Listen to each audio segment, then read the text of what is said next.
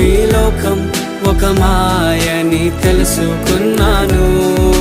ఏది నా సొంతం కాదనుకున్నాను. తప్పిపోయిన కుమారుని నేనైతే నా కొరకై నిరీక్షించే తండ్రి నా యేసు. తప్పిపోయిన కుమారుని నేనైతే నా కొరకై నిరీక్షించే తండ్రి నా యేసు.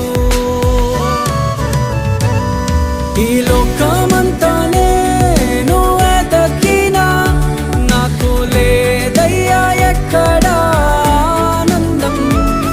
నీ సన్నిధిలో ఒక్క క్షణం